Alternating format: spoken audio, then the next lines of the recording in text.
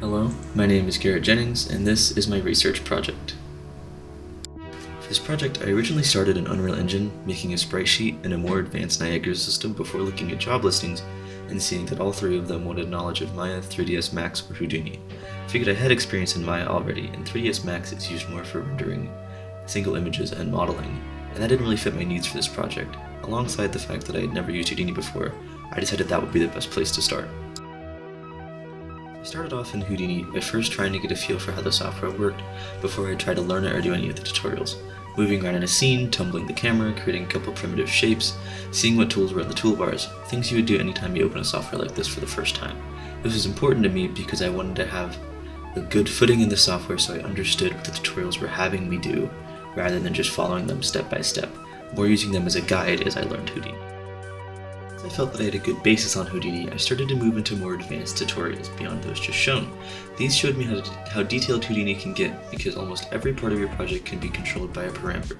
And while at first this originally threw me off because as a new learner that is a lot of freedom to be given, it became one of the things I enjoyed the most about the software, is it allows users to get their project to look exactly how they want it. While these tutorials were more advanced, they all still remained very understandable for a beginner user. I then wanted to research how to take your Houdini effects into Unreal Engine. From what I discovered, there is two main methods of going about this. One was using the Houdini to Niagara plugin for both Houdini and Unreal Engine. Unfortunately, it's only updated for Unreal Engine 4.27. Even after downloading this version and trying, I was unable to get it to work. The other method involved exporting your project as an FBX, which I was able to export, but once again was not able to import into Unreal. Now that I've explained my learning process for Houdini, I can show what I did with the research. As I said earlier, I started off researching sprite sheets and a more advanced emitter. Unreal uses flipbooks for their 2D effects, so I found a sprite sheet and then used it to create a flipbook within Unreal. This is followed by the emitter system, which uses primarily the omnidirectional burst, but also uses a flip-flop node, as well as an array to save the player character's original material, and a special shadow variant to allow the user to switch between the two. After this, I got into Houdini using a test geometry pighead node as well as a pyrosource and pyrosolver node to create this smoke effect. The pyrosource gets passed to the solver, which is where you can control how the effects look.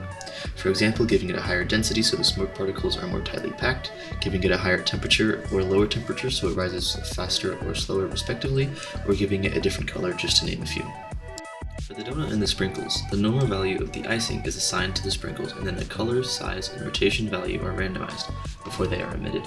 Having the normal value assigned here is important because otherwise they would all just stand up straight when they're emitted. So having it assigned gives the look that they're falling into a proper resting position as though it was real life. The scatter node is also assigned here to give possible positions for the sprinkles to fall onto. This destruction effect is very similar to the smoke effect, in the sense that again, we have a source and a solver node.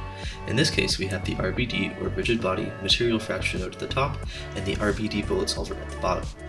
However, here the material fracture is where we control how the destruction looks, for example, how many pieces there are, if the pieces have chipping on them, how detailed the edges of those fractured pieces are, and the solver is where the physics of those pieces are controlled, how strong the applied gravity is, how much friction they have, how much they bounce, etc.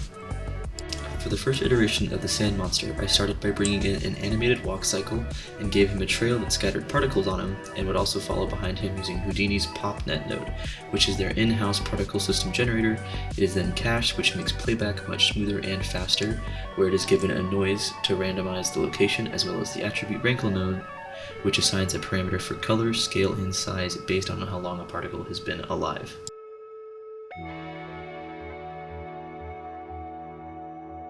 This was a take on the fungus from the intro of The Last of Us.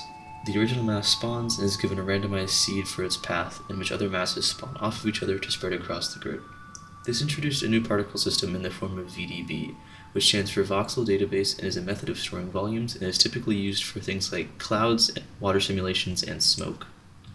Finally, as my last bit of research, I wanted to revisit the sand monster as I thought that there was more that could be done with it. I discovered a tutorial of the exact thing I was looking for, and used everything I had learned so far, and a new addition, the Vellum Grain node, which takes the node that gets plugged into it and fills it with grains instead of particles, which allows us to apply, in this case, gravity and a noise node to achieve more dynamic look. Really, you can apply anything you could to a rigid body, but this acts like a particle. Using the tutorial shown earlier in the video, the Vellum Grain node, and a point deformer, Alongside many other nodes, I was able to achieve this effect of the character falling apart as he walks. My name is Garrett Jennings, and that was my research project. Thank you for watching.